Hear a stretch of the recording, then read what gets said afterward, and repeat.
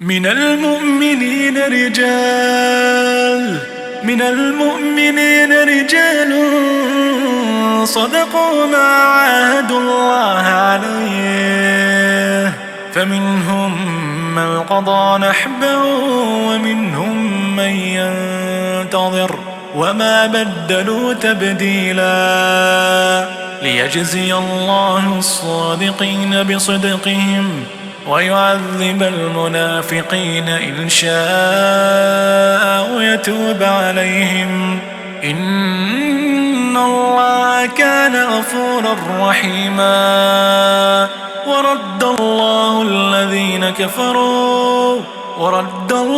الذين كفروا بغيظهم لم ينالوا خيرا، وكفى الله المؤمنين القتال، وكان الله قويا عزيزا.